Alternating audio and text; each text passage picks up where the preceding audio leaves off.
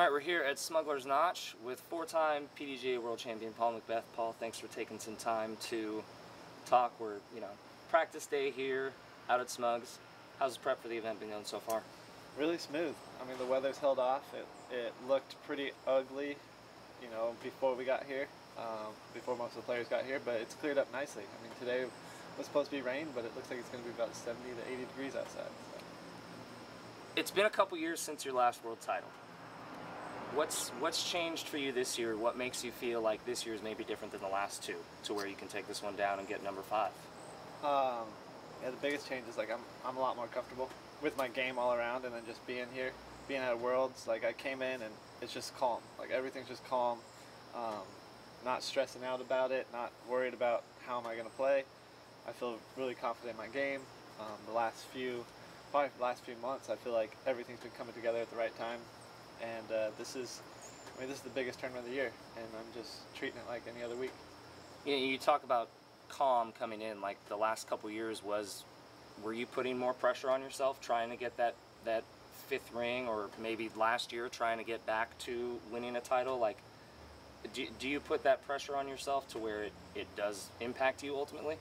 Yeah, I mean, I probably did put a little bit too much pressure on myself, more just to be prepared and be ready in a short amount of time, even though I was kind of like treating the Worlds as a different tournament. Like, I need to prepare differently for this one. I need to have my putting on point, my drives on point, but really the main focus is doing that throughout the year or the off season, to where I was just trying to cram it all into 1 week prior to the World Championship. So here I just used the whole year as kind of a warm up, getting to this point. So I feel like I'm in a good place, and yeah, it's a lot different feeling this year than the last 2 years at least. Okay.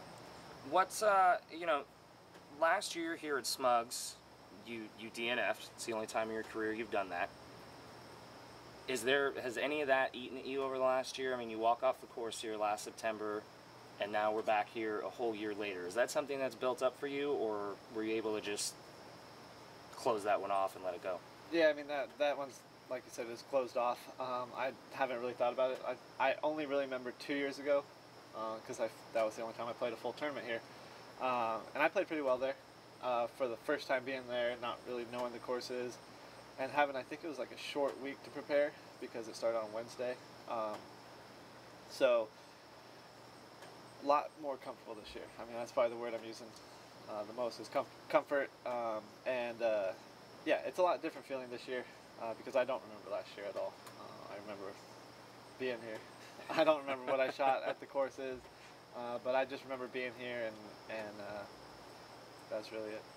You talk about comfort a lot, and you even mentioned it before with the putt and everything. And I think back to your championship in Pittsburgh, where it seemed like the basket was huge. You couldn't miss anything. Lately it seems like you've been getting back to that point. Last week at Maple Hill, you throw in from 100+ feet. You're hitting most everything you need to. It looks good. Does the putt feel that good to you right now too? It feels good for the most part. I'm not saying I feel like I'm going to make every putt. I don't know if I've ever felt that way. I might have performed that way before, but I don't feel like I'm going to make every putt when I step up to it. But that's just kind of what we have to deal with. You can step up to a 10-footer and be like, wow, this looks difficult. Or you can step up to a 40-footer and just be like, oh, this is in no matter what. And yeah, so it is a lot cleaner feeling of a putt. I probably feel like I should make 90% from anywhere. Anytime I have my putter, I feel like I should make it 9 out of 10 times. So that's where I'm at right now. And on these courses with the woods, for me, I putt better in the woods. I think just because it's easier to know how far the baskets are, and just kind of use objects and things like that to judge my distance a little bit better than the open field. So putting on open courses is difficult for me. Putting in the woods is pretty easy. Okay. So with the 2 courses, one being wood and one being open, that might come to my, that might be an advantage to me because I can play off each course.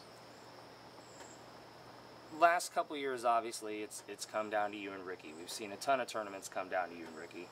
Wouldn't be surprised to see that happen this week at Smugs. How is he and his emergence of his game, how's that made you better? I mean, it's pushed me. It's definitely pushed me to be better. and not just Ricky. I mean the other players. You know, there's more. Like before, if I kind of was off my game, I would take second. Now it's like if I'm off my game, it could be 8th, it could be 13th, it could be anywhere in that you know area. So it's hard to just say Ricky's pushed me a lot, but I feel like they all have. I was gonna say, I mean, you pretty outwardly, essentially after Conopiste Day, you thanked Eagle on social media for making you push harder. You know, what's it been like for you over the last few years to see him come up and perform the way he is now? When I first saw Eagle, I mean, he was good. I mean, he played well. He just wasn't really that consistent, and I think just the ratings alone shows that he's gotten a lot better in just the last year. If you were to ask this question a year before, I would have been like, oh, he's just another 1030 rated player.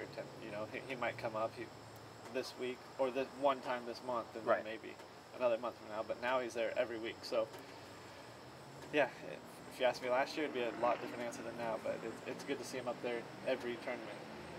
Who do you see as those other up and comers? Maybe like obviously we know there's, you know, you got your former touring partner Nate Sexton. We've got guys like James Conrad, but I'm talking more like, who do you see maybe on a week in, week out basis that's improving their game, who we could be talking about this time next year? Kevin Jones. Kevin Jones is an easy one because he's been up there. Grady Shue, he's the quiet one that's always up there. Perella's been up there for quite a while. He's just got to scramble better. We just give him a hard time about that. He's like the best driver on tour if you look at the stats, but he just can't scramble when he gets in trouble. But there's so many young players. But those three are the ones that just are on the top of my head right now. You're kind of, I mean, you're more of an elder statesman on tour now. Like, do you take your role as a mentor? Like, are you trying to mentor some of these players? I know you travel with AB a lot. Is that something that you take seriously, or is it more you're just trying to be a friend to people? I'd like to just think I'm like a nice guy, you know, easy to get along with. But yeah, I mean, I'll go out there and practice with AB. I don't really like coach him or anything. I think because that how I learned is just watching other players, not really asking a lot of questions. Sometimes I would here and there, but just really watching and kind of just putting it into my game. And I think that's kind of how those players are, the three that I named, are very similar to that. Is they're not asking questions like, oh, how do I do this, how do I do that? They're really just watching from afar and putting it into their own game. The only thing that I think AB has ever asked me is like, I can't straddle putt. How do I straddle putt? So I've just one little thing saying that, and all of a sudden he just makes them. You know, so just try to be a good role model more than anything than a teacher right now.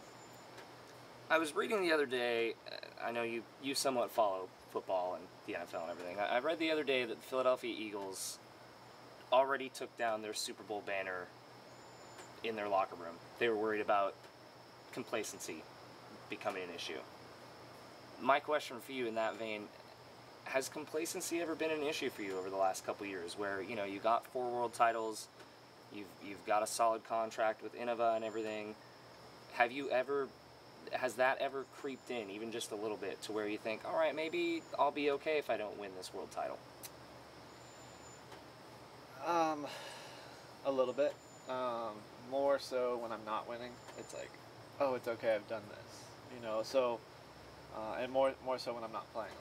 Like not necessarily the off season, but when I have a week off or something, it's like, oh, I have 4 worlds. Like I can take a week off and not play. But yeah. I don't like doing that. I've never liked doing that really. I've always played Worlds and then moved on. And I've always told myself, like, 20 years, 30 years, I can look back and be like, wow, this is what I accomplished. I don't have to look at that now. Because I'm at this tournament this year, nobody has a world title. Like, if you were to look at this year, there's no world champions. So that's what I want to be, is I just want to be the only world champion this year. And I think that kind of slipped for a little bit when I was struggling playing, so now it's kind of, all right, let's refocus that. Nobody has world titles this year. This is the one and only. You gonna have enough room on those fingers if you get a 5th one? I got 5 more. There you go. Paul, good luck this week. Thank you. Thank you. Appreciate it.